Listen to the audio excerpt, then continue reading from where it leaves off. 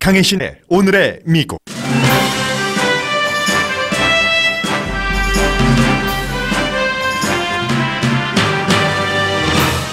어느 정도 허공에 떠 있었던 남북회담, 북미회담 이후 대북협상의 현실이 드러나고 있습니다. 미군 유해 송환에 대해서도 아직 확실치 않다는 보도가 이어집니다. 정상회담 당시에는 핵에 가려졌던 북한의 인권이 다시 위로 떠오릅니다. 워싱턴 포스트는 북한 주민 10명 가운데 1명이 수용소에서 노예 생활을 한다고 보도했습니다. 이코노미스트는 한국과 미국 대통령이 북한 인권 실태에 눈 감는 것은 부끄러운 처사라고 비난합니다. 미국 언론도 최저임금 인상 계획 실패 이후 문재인 대통령 지지율 저하와 세월호 가족 보상 판결도 보도합니다. 미국 민주주의는 그리스, 영국에서 기초됐고 미국 대학은 독일 모델을 삼았습니다. 그런 미국이 유럽을 버리고 러시아와 손잡는 새로운 세계 질서를 만드는 과정으로 이미 들어선 듯 보입니다. 트럼프 대통령은 오늘 미국인의 적은 팍스를 제외한 가짜 언론이고 러시아가 아니라고 선언했습니다. 푸틴 대통령과 두 번째 정상회담을 할 것이라고 트윗했습니다. 블라디미르 푸틴 러시아 대통령도 미국 언론을 비난하면서 헬싱키 정상회담에서 미국이 말로 약속한 것을 지키라고 밝혔습니다. 그런데 푸틴, 트럼프 두 사람이 어떤 국가적 약속을 했는지는 비밀 회담이었기 때문에 알 수가 없습니다. 트럼프 대통령은 취임 전에 이미 러시아가 미국 대선에 개입했다는 보고를 받고 마지못해 인정했었다고 뉴욕타임스가 보도했습니다. 총기협회를 중심으로 미국 정치에 불법 개입한 혐의로 체포된 러시아 여성에게는 섹스, 총, 정치 스토리가 담겨 있습니다. 반면 공화당원은 지금 트럼프 대통령이 무슨 일을 하던 맹목적으로 강하게 지지합니다. 세계가 고개를 갸우뚱하는 푸틴과의 회담 결과까지도 공화당원은 약 80%가 지지합니다. 주식시장이 내년에는 불마켓이 아닐 수도 있다는 경고음이 들립니다. 세계가 출산 저하와 고령화를 큰 문제로 인정합니다. 해결책 가운데 하나가 젊은 이민자 흡수인데 미국을 포함한 반이민 정서와 정책이 걸림돌입니다. 여러분 안녕하십니까? 오늘의 미국 강혜신입니다. 지금 텔레비전 화면에는 미국의 FBI 국장이 러시아는 여전히 지금 몇 개월 남지 않은 미국 그 대선에 공작을 하고 있습니다. 이렇게 얘기를 하는데 트럼프 대통령은 러시아가 무슨 적이냐. 미국 저렇게 말하는 가짜 미디어가 적이다라고 얘기를 하고 있거든요. 이런 내용은 잠시 뒤에 전해드리겠습니다. 먼저 한국 뉴스, 한국과 관련된 미국 뉴스부터 종합을 해드릴까요? 아주 오래 얘기가 됐었던 304명이 숨졌죠. 거의 그 하이스쿨 학생이었고 세월호가 벌써 2014년도에 일어났던 일이네요. 이미 이제 그 한 명당 41만 5천 달러 정도 희생자 이렇게 가족이 그 지급을 받았고 그러나 118명 맞죠? 희생자 가족이 우리는 그런 돈 안 받는다 거부하면서 여러 가지 그 정부에 요구하는 것들이 있었고 결국은 이제 서울의 그 지방법원 판사 3명이 조금 더 많은 돈 보상하라고 판결을 했군요. 600만 달러, 한 53만, 전체적으로 그렇고 한 명당 53만 달러 정도 되나요? 그런 내용도 있고 다시 한번 쭉 여러분들 다 알고 계시는 내용입니다. 박근혜 대통령 탄핵됐고 그러나 이 자체가 탄핵 사유는 아니었고 등등 내용이고 또 하나는 그 요즘 그 최저임금 인상 이 문제에 대해서 결국은 이제 대통령이 내가 그 공약한 것만큼 빨리 속도를 내지 못하고 등등 여러 가지에 대해서 국민에게 사과를 했는데 그 이슈가 결국은 고용주나 고용인 모두가 반대했기 때문에 대통령의 지지율이 지난해 그 가장 낮았었던 60.8% 그때 이후 최저 61.7%가 떨어졌는데 며칠 사이에 한 6% 정도가 떨어진 거죠. 지난해 5월 달 이후에 그 최저군요. 그래서 이제 이 최저임금 같은 경우는 10,000원. 사실은 그 10,000원 가지고 생계비가 도저히 안 되는 것은 사실인데 그럼에도 불구하고 그 경제적인 성장률이 너무 낮기 때문에 어제도 뭐 경제 성장률 예상치를 낮춰서 발표를 했잖아요. 이런 상태에서 그게 맞아야지 이건 아니다라는 그런 여러 가지 의견이 조금 그 강한 거죠.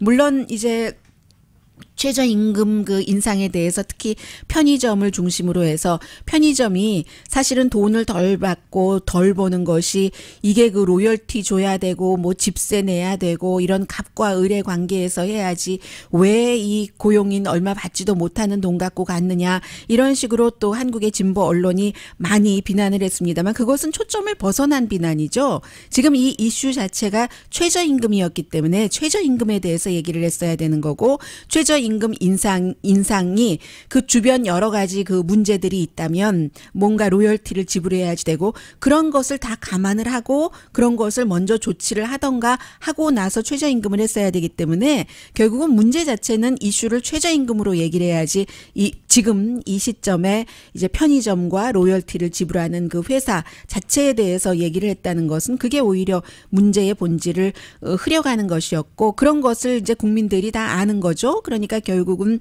이 부분에 대해서는 대통령이 일단 그 실패를 인정을 하면서 사과를 했고 지지율이 그 때문에 이제 6%나 내려간 이런 한국의 분위기를 전하고 있습니다. 한국의 뭐 세월호 같은 경우는 뉴욕타임즈가 좀 자세히 전했고요. 이 최저임금 인상 그 이슈로 대통령의 지지율이 내려간 것 자체는 블룸버그 뉴스가 아주 자세히 보도를 했는데 여러분들께서 알고 계시는 내용이기 때문에 제가 미국 언론들이 이런 것을 터치한다 하는 정도까지만 말씀을 드렸습니다. 그만큼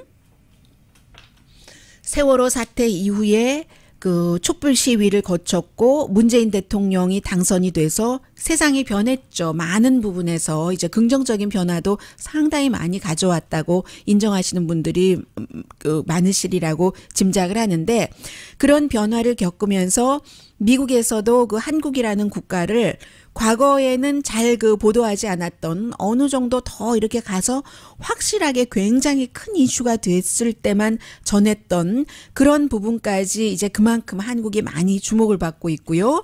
더군다나 이제 남북 정상회담, 북미 정상회담 이후에는 더한 겁니다. 전보다 아무튼 그 미국에서 주목을 많이 받고 있어요.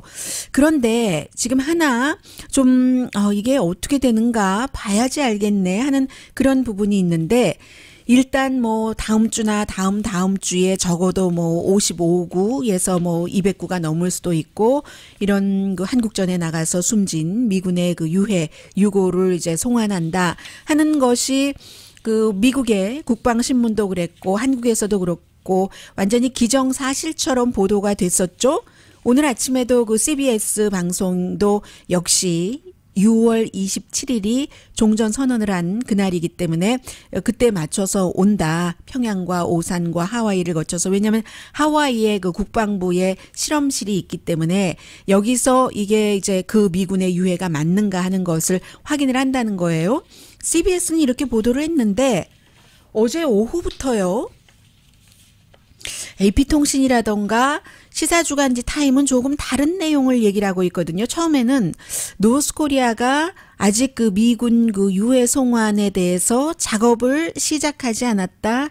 이것이 약속에 어긋나는 거다. 싱가포르 회담에서의 넘버 1, 2, 3, 4의 4였었잖아요. 그리고 또 가장 이 1, 2, 3, 4 가운데서 쉽다는 이슈 아무도 그 문제될 것이라고 생각하지 않았던 건데 북한이 지금 안 하고 있다. 그래서 며칠 전부터 국무부에서도 이미 신원이 확인된 그 already 그 identified라는 것에서 already 그 collected 이미 그 수습이 된 유해 이렇게 그 바뀌었다는 거예요, 말이. 그러니까 이제 하와이에 와서 확인을 해야 된다는 거고 또 트럼프 대통령 자체도 굉장히 이 유해라는 것은 complicated 된 복잡한 문제다라는 얘기를 했다는 겁니다.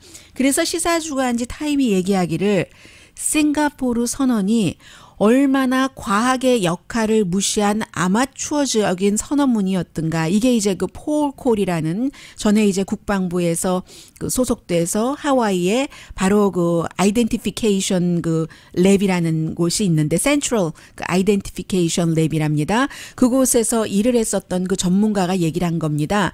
지금 그 모른다는 거예요. 유해 그 송환되는 그 유해가 미군 것인지 아닌지 과거에도 그런 적이 있고 뭐 강아지 것도 있었고 미국인인지 아닌지도 모르고 뭐 북한 사람인지 중국 사람인지 한국 사람인지 모를 수 있잖아요.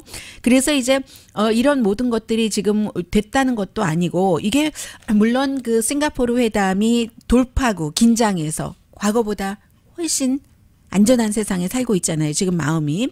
그런 것은 인정을 하지만 이것도 뭔가 북한이 아닌 것 같다. 게다 대고 ABC 방송도 아직 잘 모르겠다라고 보도를 하고 있거든요. 오면은 좋은 것이고 이게 돈 문제가 걸려 있잖아요. 북한은 이제 유해 그 한 구당 얼마를 받고 이런 문제도 있고 그리고 이것을 또 지렛대로 사용을 하려고 하겠죠. 이 종전 문제 그런 것 때문에. 그래서 아직 잘 모른다는 식으로 어제 오늘 미국 언론은 보도한다는 내용을 전해드리고요. 그래서 이것 자체가 북한의 비핵화와는 상관이 없지만 이만큼 가장 쉬워 보이는 것도 북한과의 협상은 어렵다는 것을 이제 미국의 새로운 행정부도 배워가고 있다는 문제를 말씀을 드리고요. 그리고 한참 그 북한 핵 문제를 얘기할 때 일본에서 일본 납치된 사람들 이런 얘기를 미국 대통령에게 해달라고 하고 그랬을 때 사람들이 거의 모든 사람들이 그렇게 얘기를 했었습니다. 그리고 그 시점에서는 그게 또 옳은 판단 같기도 했습니다.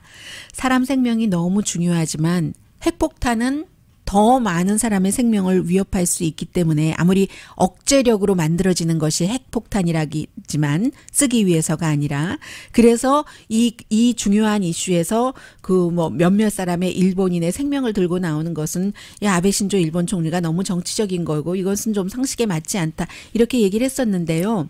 이제 그 북한과의 그 핵 협상 그런 것들이 진전이 제대로 되지 않으면서 다시 왜 문재인 대통령과 도널드 트럼프 대통령은 북한의 인권에 대해서 아무런 그 집중을 하지 않는가 이유가 있기는 하지만 앞서 말씀드린 이것을 부끄러워해야지 된다 이런 것이 이제 이코노미스트의 지적이고요. 워싱턴 포스트에서 현대 노예라는 표현을 쓰고 있습니다.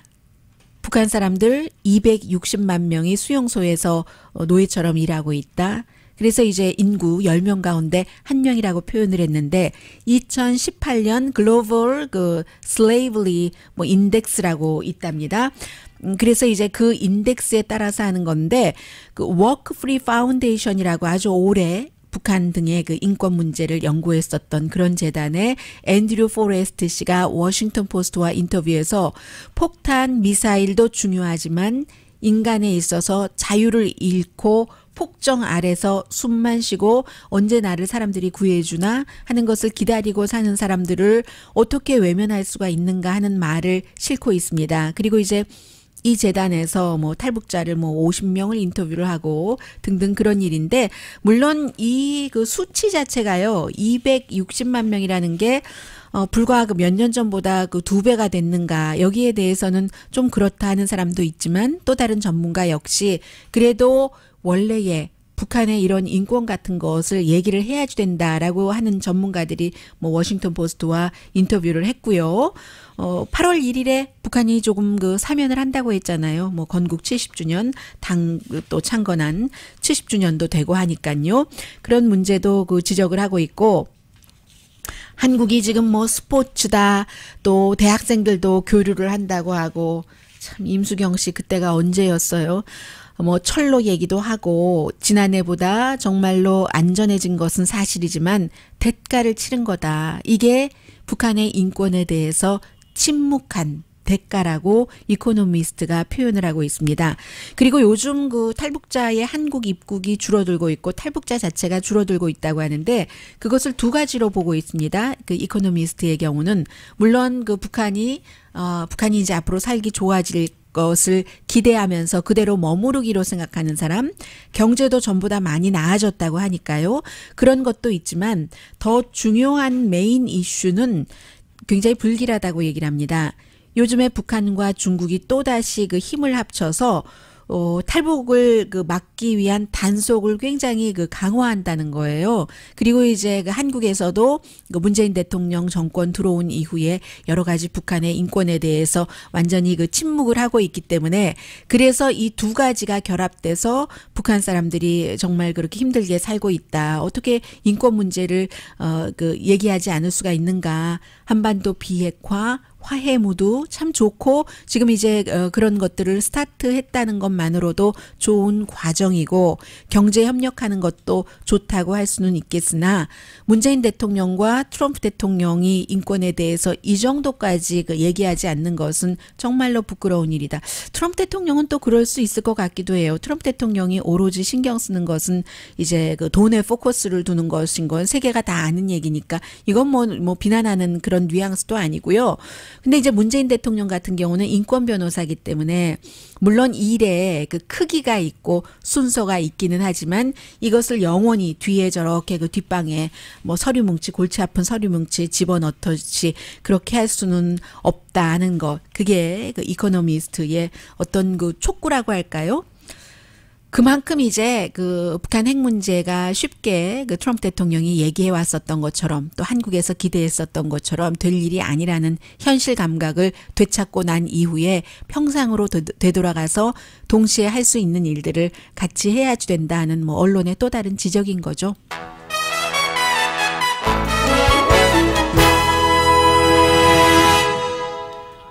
요즘 제가 시사만평을 참 많이 보는데요. 시사만평 그리는 사람들도 좋겠어요. 이슈가 많아서.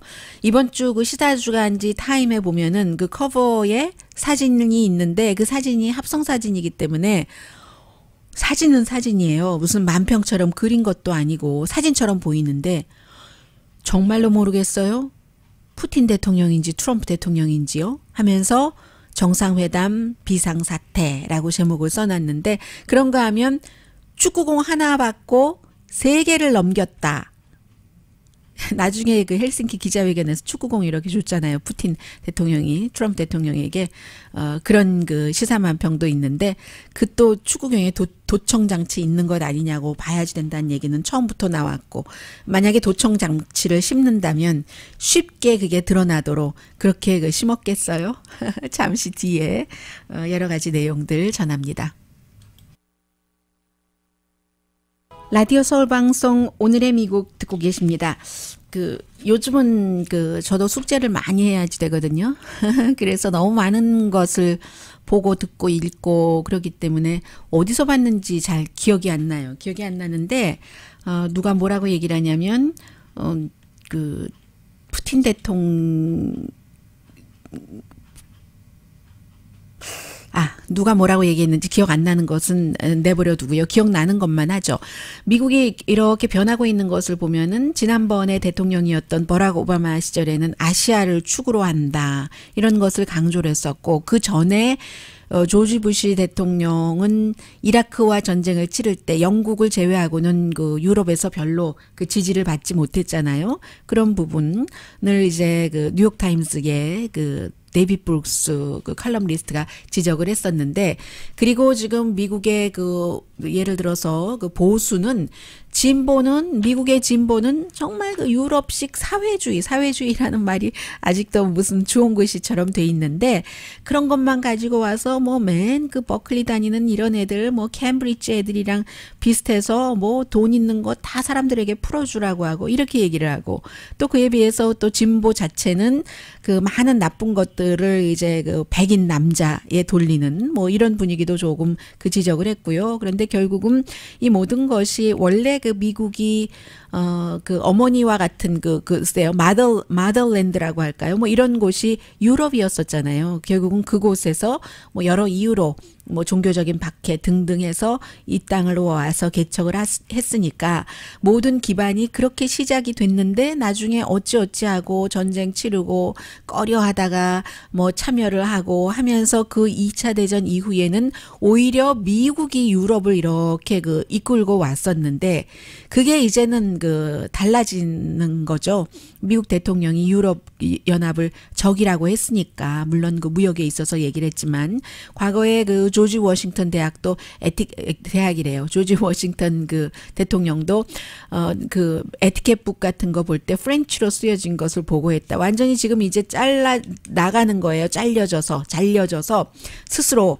그리고는 이제 딱 가서 붙어야지 되는 붙고 있는 곳이 러시아라는 곳이 되는 거죠. 러시아가 유럽 연합도 싫어하고 나토도 싫어하고 하는 것인데, 그래서 사실은 이 내용도 굉장히 상징적인데, 몬테네그로가 지난번에 그 프랑스에게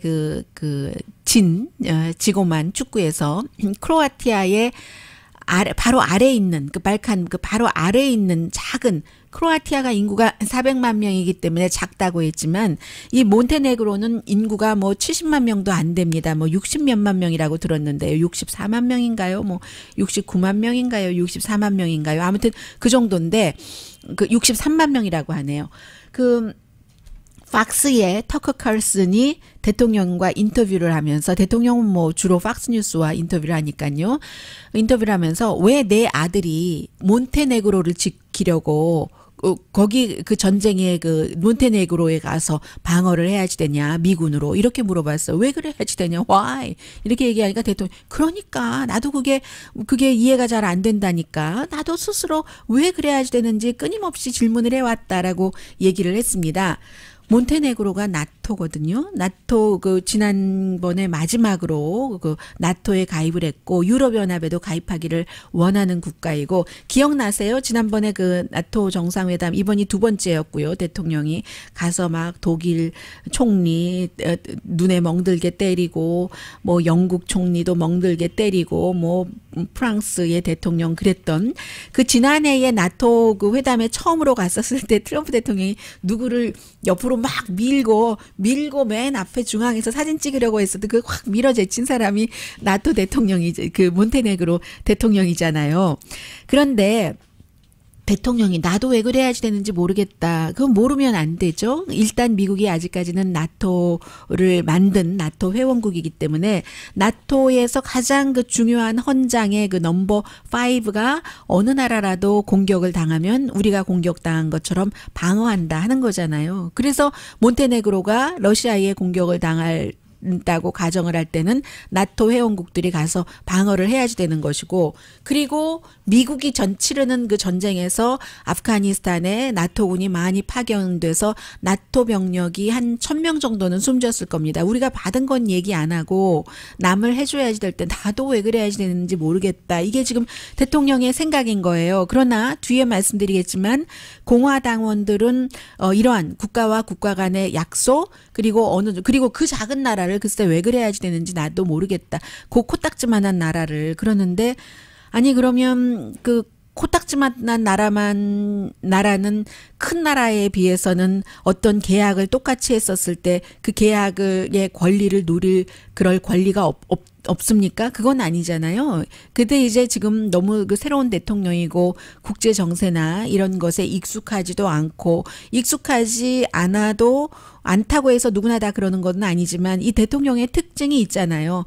나 우선이고 뭐 미국 우선이고, 미국이 우선인 건지 내가 우선인 건지는 모르겠다고 요즘 회의하는 사람들이 굉장히 많습니다만, 그런데 왜 미국이 코딱지 같은 나라를 방어해 줘야지 되는지 나도 모르겠어, 이렇게 얘기하는 것. 그런데 이제 이미 트럼프 대통령은 위기가 있을 때 이렇게 저렇게 말은 하지만 유럽연합이라든가 나토라든가 여기서 이제 떨어져 나오기를 원하고, 그게 블라디미르 푸틴이 정말로 진정으로 원하는 것이고, 오늘 아침에도 진짜 적은 가짜 언론이지 러시아가 아니다. 러시아와 회담이 얼마나 성공했는데, 어제 푸틴 대통령도 그런 얘기를 했어요. 난 푸틴과 두 번째 회담을 할 거다. 그래서 대화한 것을 실행하도록 할 거다. 이것도 푸틴 대통령이 어제 구두 약속한 것을 지키라고 했거든요. 러시아에서. 그런데 그 구두 약속한 게 뭔지 우리는 모르는 겁니다.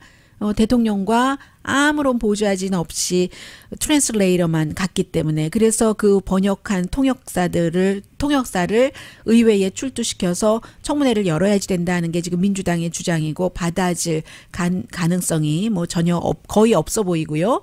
그래서 나도 푸틴과 그 회담한 것을 실행하기 위해서 두 번째 회담 그 하고 싶다. 테러리즘 뭐 이스라엘을 보호한다는 이게 또 꼭 들어가요. 그런 얘기를 오늘 그 대통령이 했고요. 다 가짜 언론이야. 팍스만 빼고라고 했는데 사실은 이번에는 팍스에서도 어제 들려드린 것처럼 트럼프 대통령이 가장 좋아하는 팍스 앤 프렌즈의 3명의 그 진행자 가운데 여성 한 명이 있잖아요. 그 여성 한 명이 존 헌츠만 그 러시아 주재 미국 대사의 딸이에요. 그 존 헌츠만 오토바이 막 타고 다니고 굉장히 부자잖아요. 부자고 오토바이 타고 다녔고 그리고 지난번에 예비선거에 그 나왔었던 이번이 아니라 그 지난번에 예비선거에 나왔었던 이 사람이 이제 그 공화당이니까 그 이번에 그 러시아 대사로 가 있는데 이 러시아 대사도 계속 얘기를 했어요. 트럼프 대통령에게 푸틴 대통령을 만나면 미국 대선 개입에 대해서 따끔하게 얘기를 해야지 되고 그렇게 할 것이다라고 했는데 그렇게 하지 않으니까 지금 이 러시아 대사를 포함해서 마이크 폼페오 국무장관 당신 뭐 하는 거야? 국방장관도 그래. 비서실장 사임해 하는 사람들도 있고 아니야 그런 사람들이라도 있어야지 돼. 사임하면 안 돼 하는 사람들도 있는 거거든요. 근데 팍스 앤 프렌즈의 그 여성 진행자가 존 헌츠먼의 딸인 그 에비 헌츠먼입니다. 이 에비 헌츠먼이 어제 얘기했잖아요. 대통령이 이게 러시아를 이렇게 하는 게 말이 되느냐고 이런 얘기를 한 그런 정도고 뭐 공화당의 그 정치인들의 딸들이 공화당의 그 언론이나 이런 데서 많이 활동하고 있어요. 존 맥케인 의원의 딸도 이제 뭐 커멘테이터로 텔레비전에 많이 나오죠. 그리고 백악관의 지금 대변인인 세라 허카비도 마이크 허카비 이 공화당 정치인 전 알칸소 주지사였고 트럼프 대통령과 같이 예비선거 때 나왔었던 마이크 허카비의 딸입니다. 그래서 아무튼 그래도 그럼에도 불구하고 트럼프 대통령은 팍스 앤 프렌즈만이 뭐 거의 유일하다시피 하게 물론 뭐 션 해니티 이런 사람은 더하지만 그 본인의 러시아 그 방문을 제대로 보도를 해줬다. 뭐 땡큐라고도 얘기했고요. 그 사이에 오늘 뉴욕타임스가 새로운 것을 보도를 했는데 2017년 1월 6일이니까 취임식이 1월 20일이었습니다. 그 전에 이제 당선자니까 CIA 국장, 국가정보국장, 국가안보국장 이 세 사람 지금은 다 물러났어요.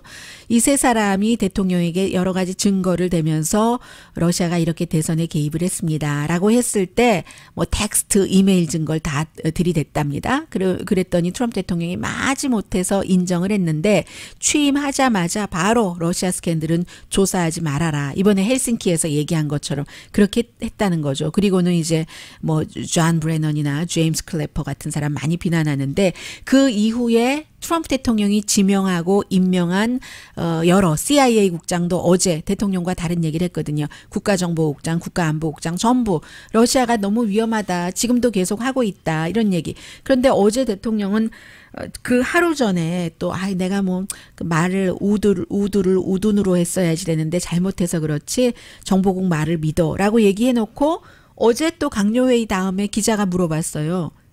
대통령은 지금 그 러시아가 미국의 위협이라고 생각하십니까? 하니까 노라고 분명히 얘기를 했거든요. 그러니까 나중에 또 마이크 허카비가 그 노는 질문 안 받겠다는 노. 보면 다 알죠. 무슨 노인지.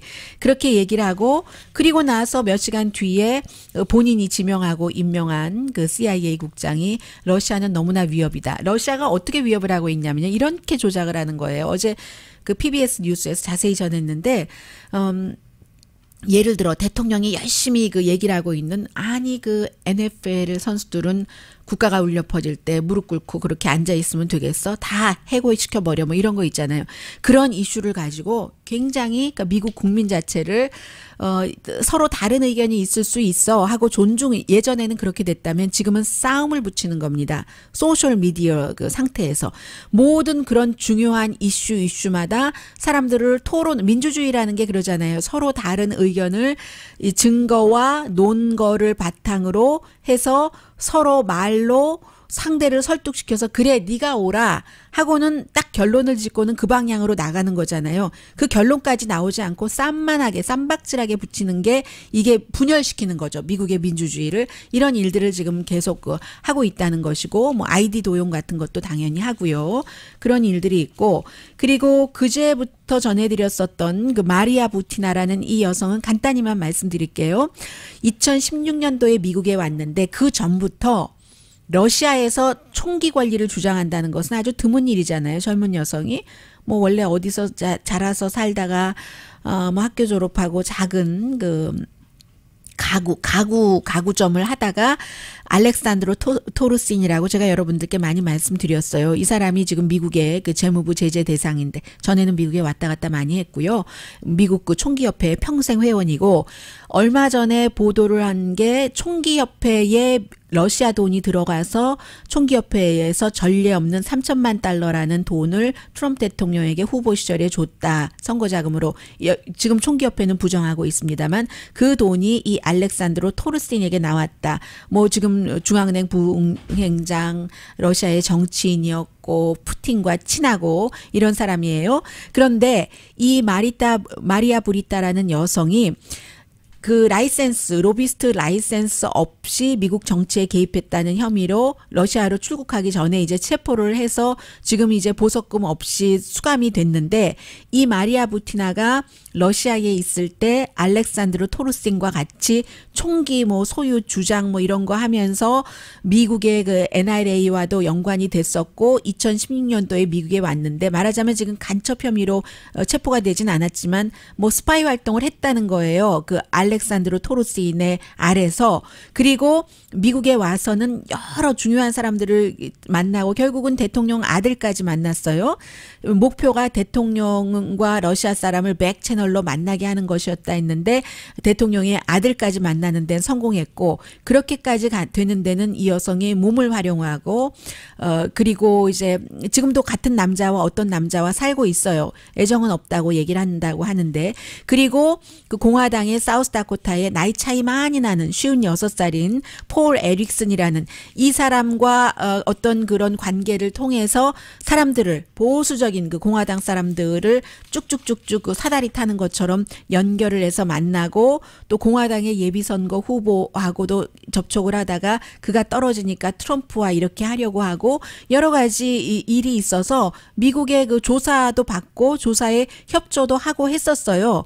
그런데 이제 결국은 이 그 미국의 NRA의 평생 회원인 알렉산드로 토르신이라는 러시아 사람과 이게 어떤 연관이 있고 이 트럼프 대통령과 어떤 연관이 있을 수도 있고 없을 수도 있고 이런 그 부분이죠. 해서 제가 여기까지만 말씀을 드리겠습니다. 굉장히 자세한 내용이 많이 있는데요. 미국에 와서는 아메리칸 유니버시티에서 정치학을 공부한다 하고 같이 사는 남자한테 숙제는 다 하라고 하고 본인은 이제 이런 활동을 하고 다녔다 하는 건데요. 그런데 이런저런 일들이 아무리 많이 있어도 미국의 공화당은 79%가 헬싱키에서의 회담조차도 트럼프 대통령을 지지한다는 겁니다. 18%만 반대하고 그에 비해서 민주당은 91%가 이건 아니지 어떻게 나라를 언더 더 버스 이게 팍스의 그 특파원이 한 얘기예요. 넣어버릴 수가 있어.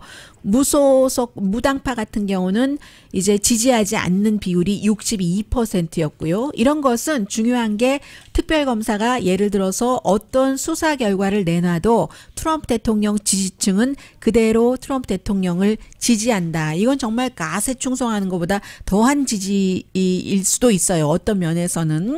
그렇다는 것을 볼 수 있다는 것 말씀을 드리고요. 러시아의 대선 개입이 심각한 문제다라고 생각하는 사람도 공화당은 85%가 아니라고 하고 민주당은 85%가 심각하다. 미국을 쪼개놓는데 이렇게 얘기를 한다는 거예요. 그 사이에 아무튼 그 트럼프 대통령과 푸틴 대통령의 사이는 점점 그 좋고 그런 정도 얘기까지만 정리를 하고 잠시 뒤에 경제 얘기 전하겠습니다.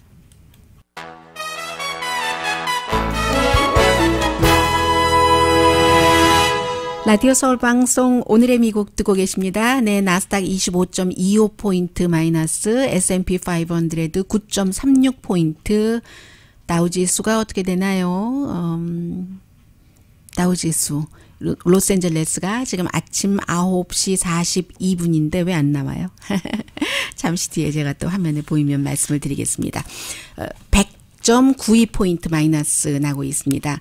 경고 사인이 없는가? 불마켓에 대한 2009년에도 계속 2019년에도 올라갈 수 있을까? 그 이후에도 이런 얘기들을 많이 하는데 위협 같은 것들을 지적을 하잖아요. 뭐 가장 큰 건 지금 뭐 무역 전쟁이겠죠. 뭐 중국, 유럽 등등 이렇게 무역 전쟁이 있으면 임금도 줄어들고 경제 성장 세계적으로요. 미국뿐만이 아니라 주춤할 테니까요. 장기 채권도 요즘 뭐 별로입니다. 인플레이션, 물가 상승률 지금 올라가고 있으니까 회사 같은 경우도 물건값을 올리지 않으면 이윤이 줄어들고 소비자도 비싸지니까 바잉 파워가 줄어들고 연방준비제도는 이미 2번 이자율을 올렸는데 이자율을 올리면 주식시장 나빠지잖아요. 뭐 그런 것도 있고 그리고 회사들이 캐시가 많긴 하지만 빚도 많아져서요. 지금 미국 경제 규모만큼 빚이 많아진다고 하거든요. 또 이자율 올라가면 돈 빌리기도 힘들어지잖아요. 비싸지니까. 또 M&A가 많고 세계에서 서로 이제 살아보자 하고 합병을 하기도 하고 지금 여러 가지 경고 사인이 다 있는데 그런데도 불구하고 좋은 점도 있다는 얘기입니다. 기업 이윤이 괜찮기 때문에 세금 감면 때문에 더 훨씬 좋아지는 거죠. 그리고 경제 성장도 굉장히 좋은 기대 이상, 훨씬 기대 이상 좋아지고 있기 때문에 너무 걱정할 만한 일은 아니다. 이런 얘기 늘 해요. 아무튼 한번 중간에 점검을 해보는 거죠. 그리고 오늘 엑시오스가 보도한 거 보니까 좀 전에 제가 말씀드렸던 공화당의 79%는 헬싱키 회담 잘 됐다라고 생각을 한다는 것도 엑시오스의 여론조사 결과였고요. 젊은 이민자들이 국가를 얼마나 도울 수 있는지를 지금 세계적으로 생각을 해보고 있거든요. 왜냐하면 제조업이 사라지고 그 이후에 이제 또 뭐 이렇게 뭐 나이 드는 인구들이 늘어나고 국경을 지킨다는 것은 어느 나라에나 아주 어려운 문제잖아요. 그래서 지금 세계적으로 다른 나라에서 출생한 인구가 가장 인구 사람 숫자가 가장 많은 나라가 유나이티드 아랍 에미레이츠거든요. 88%예요. 중간 주변 나라에서 모였으니까 카타르가 75%, 싱가포르 45%, 사우디아라비아 또 그렇고 좀 제법 많은 편이에요. 호주 28%, 이스라엘 25%, 또 캐나다 22%, 독일 15%, 미국 14%, 스웨덴, 영국이 13%, 프랑스 12%, 일본 2%, 브라질, 중국, 인도가 1%, 한국은 이보다도 작은 겁니다. 퓨 리서치사의 발표인데 왜 이렇게 해외에서 오는 사람들을 받아들이냐? 필요에 의해서 받아들이는 거잖아요. 인구가 너무 줄어드니까 출산율이 낮아서 그리고 사람들이 나이가 많이 들어가니까 젊은 이민자들이 동화하기도 쉽고 노동력이 되고 또 와서 결혼하고 아이를 낳아주니까 인구 증가율. 인구가 없으면 아무것도 안 돼요. 대한민국의 통일이라는 것은 인구 몇 천만 갖고 뭘 하겠어요. 일본만 하더라도 1억 몇 천만인데 그렇게 다른 나라들이 크게 유럽에서도 될 수 없는 것은 땅도 작아서지만 인구가 작은 나라는 1억 이하인 나라는 아무것도 하질 못합니다. 그렇기 때문에 미국도 베이비부모 많아지면 인구는 저하되고 또 베이비부모 세대에게 혜택을 주려면 젊은 사람들이 와서 일을 해서 경제적으로 뭐가 발생을 해야지 되잖아요. 그래서 물론 이민만이 문제 해결을 막는 것은 아니지만 이민 없이는 안 된다. 출산이 미국도 1.76명에서 1.5명, 1명으로, 1명으로 점점 줄어들고 있는데 이민자들은 이것보다 많이 나으니까 그래서 좀 이민자가 있어야지 된다는 건데 지금 현재 행정부가 뭐 이민에 대해서는 반대 정책을 하고 독일도 시리아 난민을 받아들이는 이유 가운데 하나도 인구가 줄어들기 때문에 그런 것도 있거든요. 그리고 지금은 뭐 독일이 또 하도 그 반이민 정서가 강해지고 우파가 아주 득세하고 하니까 또 앙겔라 마르켈 독일 총리도 주춤하긴 했지만 중국도 마찬가지잖아요. 산하 제한했다가 여자만 막 늘어나고 뭐 노화가 되고 사람들 그렇게 되고 나니까 지금은 이제 산하 제한을 안 하기도 줄이고 뭐 이민도 뭐 어느 정도는 받아들이려고 하고 하잖아요. 이게 지금 세계적인 미국뿐만이 아니라 세계적인 추세입니다.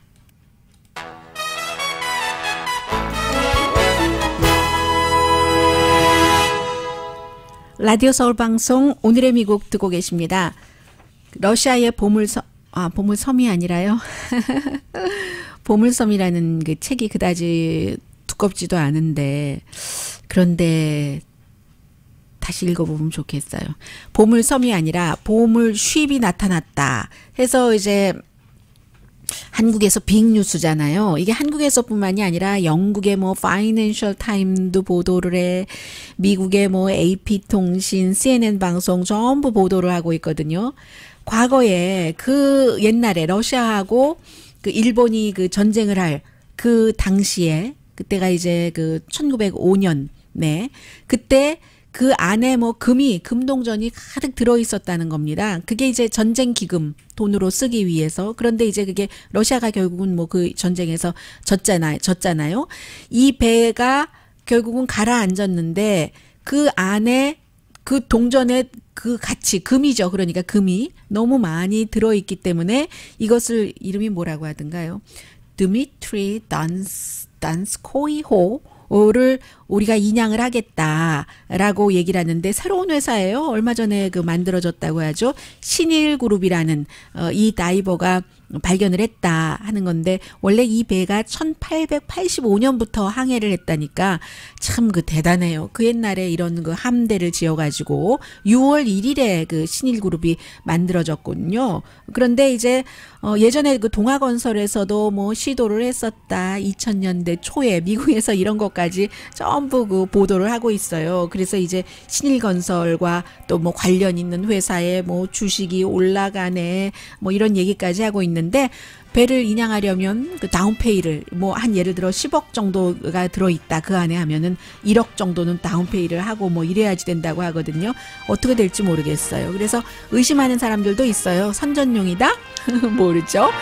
텔레비전 화면에 하얀색 바탕에 하얀색 아이리스 꽃이 있는데 하얀색이지만 초록색 잎이 아주 잘 받쳐주고 있어요. 강혜신이었습니다.